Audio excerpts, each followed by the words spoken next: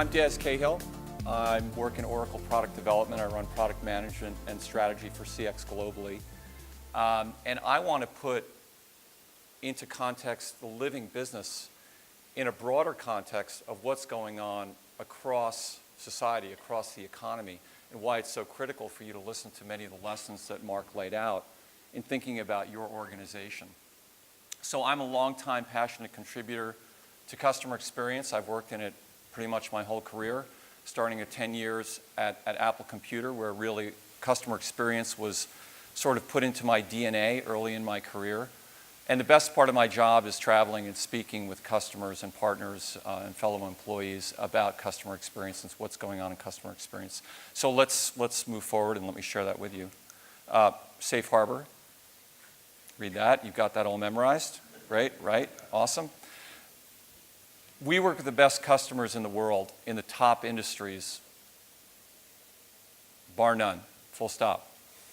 And it's a privilege for us to partner with these customers, not only to support them in their efforts to grow and transform their businesses to become living businesses, but to see the patterns that are emerging within specific industries, whether it's the fintech challenges that banks are facing, it's consumer goods companies trying to go from B2B to B2B2C and building those direct-to-consumer relationships, manufacturing companies. We see the challenges they're facing, and we're learning the best practices and creating the building blocks to make it easier for other organizations in these industries to also make these similar transformations and changes. Our goal at Oracle is clear, but it's far from simple. And that's enabling you to connect your customer data, to connect intelligence to that data, and to drive connected experiences. We have this notion of linear customer journeys, that customers come to your website, read your material, talk to your salespeople, conduct transactions on your commerce site, read product reviews on your commerce site. The days of linear journeys are over. There are infinite pathways that customers have to your business. And the way that you are going to thrive in this environment, we believe, is by connecting data, connecting intelligence, and connecting experiences. So at Oracle CX, we are investing, our product development investment strategy is based around these three precepts. So we'll talk more about that in a moment. But if you want to talk about urgent challenges, and you want to talk about rising expectations, we have to look at our teenagers and see what their expectations are. If you have a teenager or you know a teenager, you'll know what I'm about to talk about. You can relate to what I'm going to talk about. So this is my daughter, Emma. And as you can see, Emma has a rather emphatic expression on her face. And she is aghast. That's probably the best word. She's very frustrated, and she's frustrated with me, her dad, because her expectation is that when she needs a ride, she can go onto an app and track where that ride is coming from, how soon they're going to be there, and when they're going to take care of her need. And there is no parent app, not yet, not that I know of. Maybe there is one. I do not have an IoT device embedded in my neck so my teenager can track me, not yet. I'm sure that probably there's a company trying to hook up my iPhone or my Fitbit.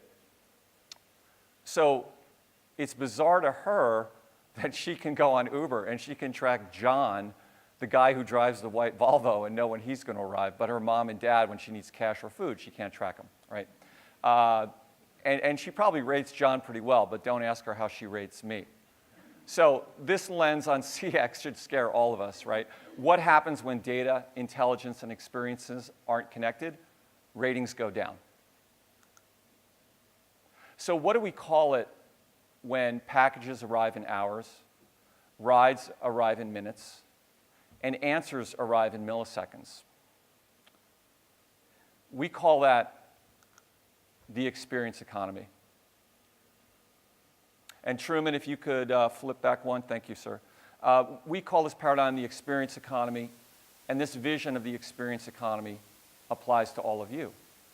It starts with you fully changing your mindset around the role of the customer. Within the technology industry, vendors like Oracle, we think of ourselves, or vendors like Apple, or vendors like Amazon. We think of them as innovators. We think of our business as innovators. We're adopting this new technology. We're competing, if we're a bank, we're competing with a fintech. We're competing with our legacy competitors. We're changing. But the real innovators today are customers. They are adopting new technology, and they're adapting at different rates depending on the generation, depending on the technology. They're adapting to that technology. So this concept is foundational to the experience economy. This concept of the customer as the innovator. And it's not just your customer. This increasing technical literacy is also happening with your employees, right? Millennials are well into the workplace. Gen Z is now graduating from university and starting to enter into the job market. So if you're going to create that living business, if you're going to bring that vitality into your company, you have to be providing great experiences, innovative experiences to your customer and your employees, right? A phrase I really like is the way to think about the level of urgency around adaptation to the experience economy is, it boils down to a simple equation. If your customers are innovating, adapting, and adopting at a rate greater than your organization is innovating, adopting, and adapting, your business is at risk.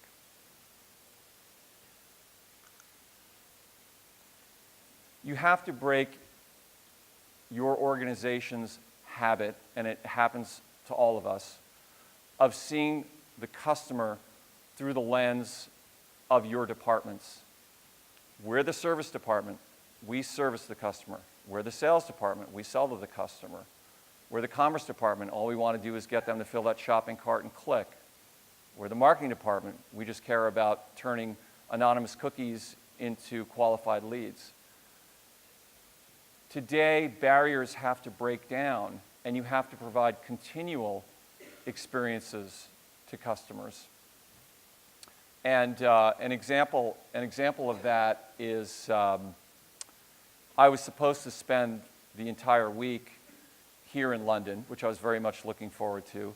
And then at the last minute, toward the end of last week, we had some changes, and my itinerary changed, and I also added Frankfurt, where I was yesterday, and Stockholm, where I'll be tonight, to my itinerary, which was great, and I got help from Oracle Travel to change my itinerary. And then suddenly on Sunday, as I was packing up and getting ready to make the trip, I realized, why am I flying to London today to spend 4 hours at Heathrow waiting for a connecting flight to Frankfurt? That doesn't make sense. Why don't I just fly directly to Frankfurt? So I called my favorite airline, who shall remain nameless, although they're based in San Francisco and they're a major carrier there, so you can put it together. And I've got hundreds and hundreds of thousands of miles with them. I fly them for business. I fly them for personal. And I call up, and I get the agent on the line, who's very nice, and they say, oh, and the first thing they do right is they recognize my mobile phone number. So as soon as I call in, they immediately say, oh, yes, Mr. Cahill. How are you, Mr. Cahill? Thank you for your business. You're a gold, elite, platinum, Uber, top level, and we so appreciate your business. What can I do, Mr. Cahill, to please you and enable you to have a better life and a better joyous experience today, Mr. Cahill? And I say, well, I'm on a flight to Heathrow, and then I've got a connecting flight to Frankfurt. I see that you've got a direct to Frankfurt that leaves 3 hours later from San Francisco and gets me in 3 hours earlier and saves me a change. And there's 3 seats in business class available, and I have a full fare business class ticket on the flight to London. Can you transfer me? Mr. Cahill, nothing would make me happier than for me to look at this for you and to try to solve this problem for you. Let me put you on hold. Let me talk to pricing. Okay, great. I wait on hold for like 5 minutes. And then the agent comes back and says, well, there'll be a $500 fare, change fee. I'm like, that's totally fair. And then there's going to be a $7,000 fare increase. And I'm like, what? I paid $10,000 for the ticket to San Francisco to Heathrow. And so why do I tell you this story? Number one, because we can all relate, right? We've all been in this situation where it just doesn't make sense. And it illustrates my point, which is apparently the marketing department at United Airlines had done, oops, did I say that? Had done a really good job of convincing the company that it was important to train the service agents to really honor my loyalty to the airline and to communicate with me personally, to recognize my cell phone number, to call me by my name immediately. All those things were great, but no one at United Airlines had thought through to, well, why don't we train that service agent to, instead of talk to me about their fare rules, to talk to me about solving my problem. And my core problem was, how do I get to Frankfurt more efficiently? And maybe they could have routed me through LA, or they could have done some other things. Maybe they could have said, hey, the fare change is $7,000, because you're a loyal member, we're going to only charge you $3,000. And maybe I wouldn't have taken that. It wouldn't have been worth the money, but I would have felt better about the experience. So you got to break down those barriers, because again, customer journeys are non-linear, and we don't expect to talk to a service department, we expect to talk, or a sales department, we expect to talk to a brand, right? Breaking these silos is the only way to operate in the experience economy. But how do you do that? It's very, very hard, right? And as I talk to customers, it's the number one problem they have. How do they break these functional barriers, these silos down? It starts with taking a point of view on the technology partner that you work with, really. What's the platform you're going to use to try to break down these barriers? So, experience economy. There's 4 themes, and we're going to talk about each of these themes. And we have to absolutely nail these themes in order to break down these silos and provide these, empower our employees to provide these great journeys and great experiences to our customers. First theme is discover, and discover has two sides. Back one, please. Thank you. As a consumer, I expect you to anticipate and allow me to easily navigate, personalize, and make my interactions natural. So it was great that United recognized my cell phone number and said, hey, Mr. Cahill, that was really awesome. But as a brand, you have to be on a constant path of learning and tracking and understanding cross-device, from unknown or anonymous to known. You've got to be doing your work to understand that customer at all points in their journey. So let's talk a little bit about, back one, please, on the main screen. So it took 13 years for television to reach critical mass in the United States, which is that it was present in households that represented 50 million adults. By contrast, it's taken 2 years for Echoes and Dots and Google Home and other devices like that to reach that same 50 million device threshold, right? So 20% of US households have conversational interface devices. And Mark gave an example about Jaden, the 7-year-old, ordering the batteries, which was fantastic. And I'll build on that, and I'll tell a story. My friend Jean has a granddaughter who's 4, and her parents, when she was 3, gave her a Kindle Fire Stick, which plugs into the TV so that she can, cruise around Nickelodeon and Netflix and watch kid shows. And it has a voice-activated remote. So she would say, turn on Barney or, turn on Netflix or whatever to the remote. And that was her paradigm. And then her parents were taking her on a road trip and putting her in the car for several hours. And they said, well, here, honey, here's an iPad so that you can watch some shows and you can entertain yourself on the ride. And the first thing that his granddaughter did, Jean's granddaughter did, was start talking at the iPad. And she couldn't believe it didn't respond, right? So it's really all about perspective.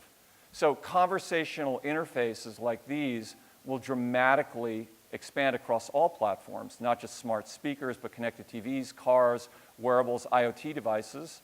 And in fact, research that we see says, some research that we see predicts there'll be 870 million voice-assisted devices in the United States by 2022, which is about 3 per person. So that's an incredible market saturation, right? And all of these devices are from different manufacturers. They've got different voice interface systems. But we as consumers are not going to want to change the way we interact with a device depending on the manufacturer or depending on whether it's our car in our home. We're going to want to have the same conversation, ask the same questions in the same manner. So if voice, I believe, I'll say it, not if, I believe that voice will become the preferred interface method for your customers and your employees. So the challenge for you is, how are you going to be able to integrate all of these different channels, devices, conversational methods into your channels so that you can interact with your customers, right? Because your consumers and your customers and employees will want to engage this way. So at Oracle, in the CX cloud and our platform, we're making heavy investments in conversational interface. We are investing our strategies to invest in an open platform so your developers can use our tools to build, test, and deploy bots, to have these tools be persona-based. So we've got pre-built dictionaries around sales, service, commerce, and marketing interactions that you can customize and tailor for your business. That they're integrated with, obviously, with Oracle CX applications, but also able to integrate through APIs to your existing applications or new applications. Because at the end of the day, it's the amount of data that you can tap into about the customer that's going to enrich these voice-activated experiences. And then flexible, right? Because again, there are so many different manufacturers of devices. There are so many different voice interface systems. And sometimes it's going to be an interface through voice. Sometimes it might be through SMS. So we're making the investments to make it easier for you guys to enter into this era of conversational interface. So a great example of conversational interface application is the city of Albuquerque, New Mexico.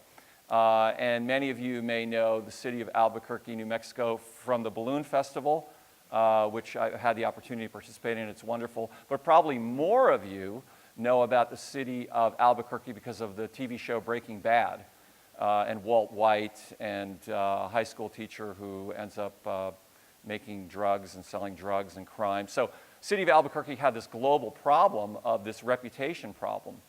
And one of the ways they decided that they were going to battle this misperception of the city of Albuquerque from the TV show was that they were going to be more innovative in their government services. So they launched, using Oracle CX, voice capabilities within their city 311 system. And the 311 system is kind of like a help system for city services, like there's graffiti, there's a lost pet, there's a pothole on my street, I want these things fixed. And the city of Albuquerque won a US Government Innovation Award with this project. So let's take a quick look at a video and see what they've been up to.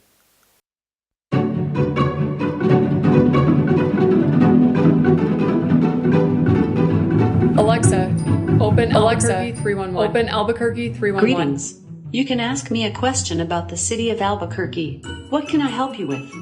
I want to report graffiti. What is the address where the graffiti is located? 1 Civic Plaza. Okay, so the address where the graffiti is located is going to be 1 Civic Plaza. Is that right? Yes. Great. Your request has been submitted. May I assist you with anything else today? No, thank you. Thank you. It was my privilege to serve you.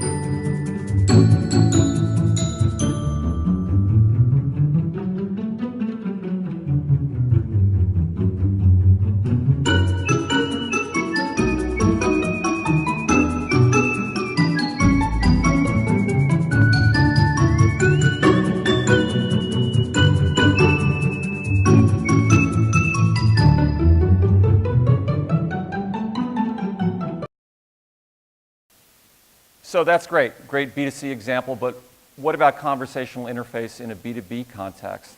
So we fundamentally believe at Oracle the nature of sales is changing, like the nature of service or marketing or commerce, and that making field sales people more productive, more experts, more able to be consultative with their customers is key. One of the ways to make them more productive is to allow them to use a voice interface on the Oracle Digital Sales Assistant, which enables them to quickly update records, capture follow-ups, ask questions about customer accounts, customer account history, get AI recommended next best actions around quotes, pricing, actions to take with customers, the customers that they should go visit.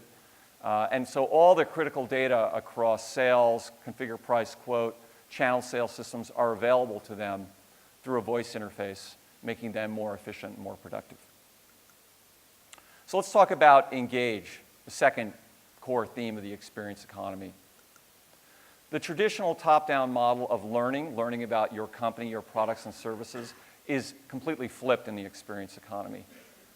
Again, it used to be that you controlled the story, the narrative about your company for the most part through your website, your applications, your salespeople, your print advertising, your media activities.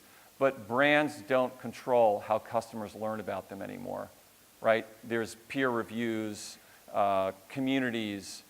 There's so many new methods of finding out about your company, your products and services. And essentially, perfect information is available to your customers and your prospects.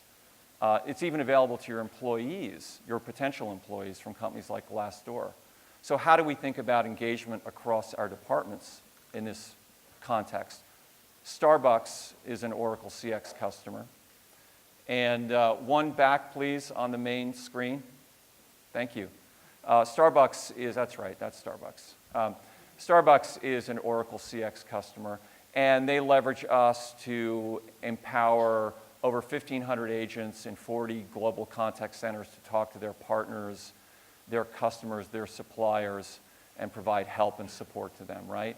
But importantly, we also power over 3 million digital interactions a month where those same customers, partners, and suppliers can go to Starbucks website or Starbucks applications, mobile apps, and get the information they need instantly, right? I mean, I like to say, like 10 years ago, we were all upset when we called the 800 number and we found out that we weren't talking, in my case, talking to someone in the continental US, we were talking to someone in India because all the contact centers were being outsourced. Now, fast forward 10 years or even 5 years, the last thing I want to do, like many of you, is call an 800 number for my bank, my airline, per my last story, or a telecommunications provider, right? Because it's just a black hole of phone trees. I want to self-serve, and I'm sure all of you do. So that's really important. You need to realize that your customers are smart. They want to get answers. They want to get access, and you've got to make sure that you're providing it to them. And you can't just provide your customers answers from the channels that you own, right? Your 800 number, your social channels, your chatbot channels. You also have to reach customers in their channels. What customers say today is, I want to meet your brand in my channel, not your channel, right? So Oracle CX enables our customers to meet their channels for sales, for service, for marketing, for commerce, in channels like Facebook Messenger, Facebook, WhatsApp, LinkedIn, Slack, Twitter, right? In fact, your customers are spending more time in Facebook Messenger or WhatsApp than they are spending on Facebook itself or other social networks, right? And we all know, and again, if we look back at our teenagers and we look at the applications that they're using, those are going to be the next set of applications that your business is going to have to be able to support and empower.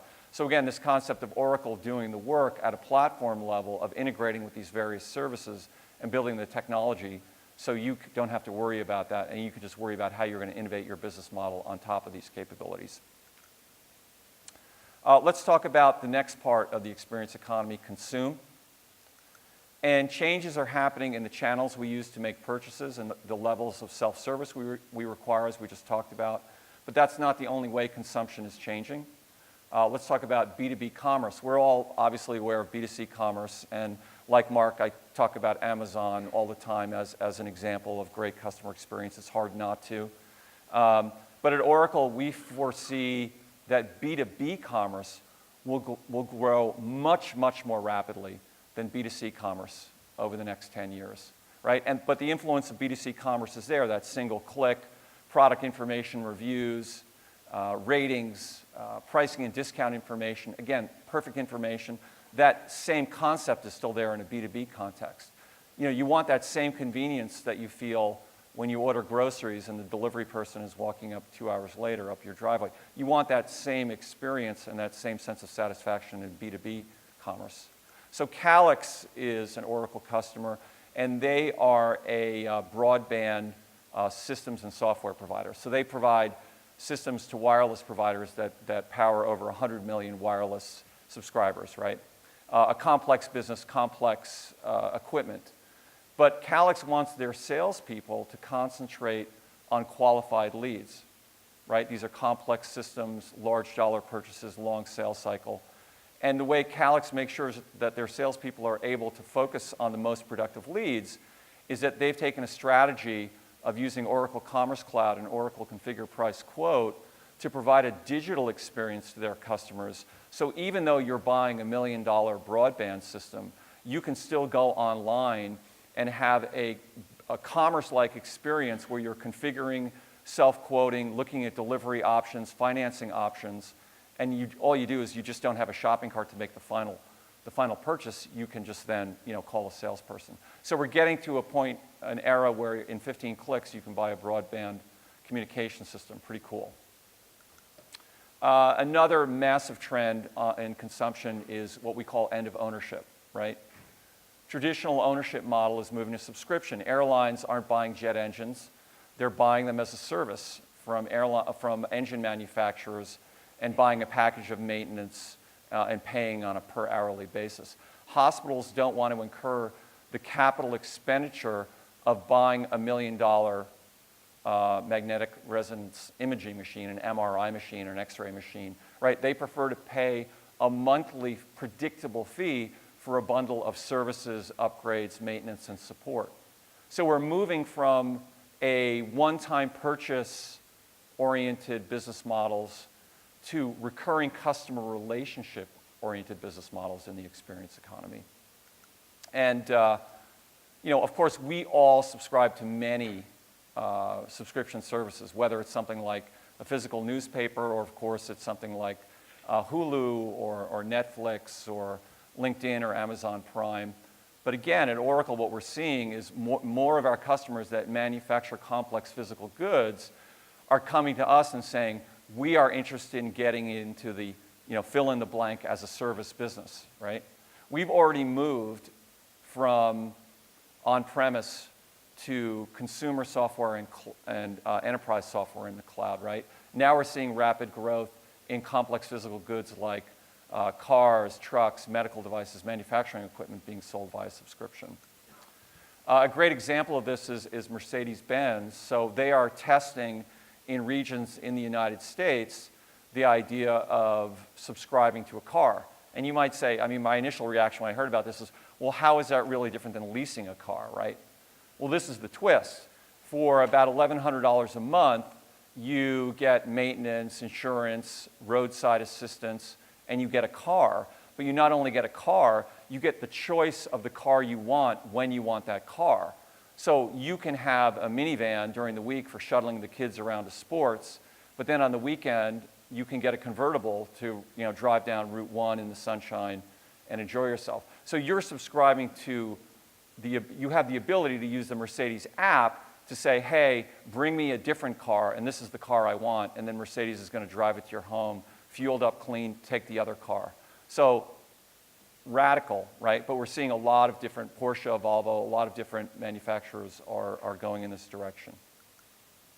So we had Open World recently in San Francisco about 3 weeks ago, and one of our big announcements there was announcing subscription management. And this is really the ability to integrate the front office strengths and customer experience of Oracle with our back office strengths. We're very strong in ERP and HCM and supply chain. And one of the things I like to talk about with customer experience is, changing digital systems of engagement, having a great website, a great commerce experience is awesome, and you need to do that, right? Like, I want to go onto a site and I want to order a red umbrella, right? But if you don't have your supply chain act together, and I had an expectation that I'd get that red umbrella in 2 days, but you were out of stock and you can deliver it for 3 weeks, that's going to be a terrible experience, right?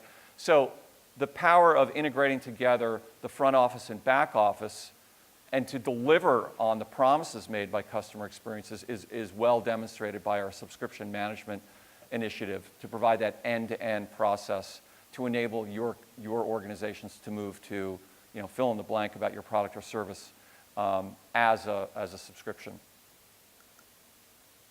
So let's go to the serve theme. How do we service our customers? So a great example is Denon. We popped back. Yeah, great. Denon, and Denon's an Oracle customer, and they sell high-end audio equipment globally. And they compete with other great vendors like JBL and Sonos, right? And at some level, unless you're an audiophile, all of these vendors provide quality products. So what makes the difference in choosing one over the other or developing a lifelong affinity to a particular brand? For Denon, they took a really cool strategy, and they decided that they were going to embed sensors in every one of the speakers and AV receivers that they sell.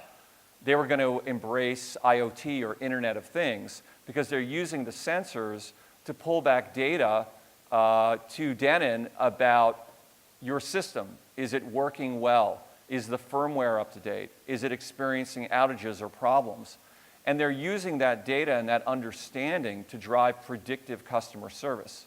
So Denon will literally push new firmware to your AV receiver if they're finding it's out of date, so you don't have to go through configurations and try to figure out what's going on.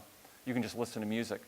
They are figuring out and predicting when speakers might break down, and they are proactively shipping replacement units to their customers. So how amazing is that? You have the UPS or delivery person or FedEx delivery person come with new speakers from your vendor who thought to predict when your product might fail, as opposed to making service your problem and you've got to figure out how to get it fixed. So predictive service is a powerful component of the experience economy. So in summation, we've talked about discover, engage, consume, serve. And the benefits we've talked about, back one slide on the main screen, please. Thank you. We've talked about the benefits that accrue to the customer, your customer in the experience economy, when you use predictive service, conversational interfaces. You deploy My Channel. You look at subscription, right? You look at community. There's all these benefits that accrue to your customer, but the benefit that will accrue to you is you can be the leader in your space for the next 25 years. I truly believe we're at this once-in-a-lifetime or generational shift in the usage of technology. And again, are you going to create a living business to thrive and lead in the experience economy, right? And the key component that underlies all of these is understanding the signal from your customer. So getting through all the noise and all the clutter, what is the signal that's coming from your customer about what they want, and how well do you respond to that? And I would say at the end of the day, it's customer intelligence that powers the experience economy. Oracle, we're a data company, right? We were founded as a database company. We've been in the data business for 40 years. And intelligence is really just about applying algorithms to the richest set of data that you can possibly pull together. So with that in mind, also at Open World, we made another major announcement, and we announced Oracle CX Unity. And CX Unity is an incredible innovation for Oracle and for our customers that will change the way you will be able to operate in the experience economy with unprecedented intelligence, insights, and context across nonlinear customer journeys. Right? Think about all the first-party data that you have in your CX applications, whether they're Oracle or not. Think about all the data in your commerce systems. Think about, if you're a retailer, offline purchasing information. Think about the billing and invoicing information in your ERP systems. Think about the third-party data that you get from partners or vendors. What if you can bring all of that data together in one place and be able to apply AI and ML specific to your industry across that data, right? So that's what CX Unity is all about. There's been a lot of announcements in the industry about this idea of customer intelligence. There was an initiative around a data standard that a set of 3 vendors announced about 5 weeks ago. There was an initiative that was announced around connecting vendors' marketing, sales, and service data together. But we don't think these approaches are right? Again, we're a data company. Oracle solves hard data problems. That's our DNA. And so CX Unity is a major strategic push for us to solve your customer experience data problems, to bring that data together so that you can build a living business in the experience economy. And how do we do that? Again, coming back to our core values, our lodestone, the way that we navigate as we make decisions about making investments in our platform. Connected data, connected intelligence, and connected experience. Those are the investments we're making, and that's why Oracle CX powers the experience economy. So with that, this is a fantastic day. You've heard from Mark, you've heard from me. There's going to be a lot of other great content. You're going to hear from each other and network with each other. A fantastic day together here in London. And if you enjoy this day, I encourage you to make the journey to Las Vegas in March 19th to 21st for our global customer experience. And that's 3 days of learning from your peers, learning from Oracle, our partners, about best practices in customer experience and thriving in the experience economy. So we hopefully will see you there. And with that, I thank you.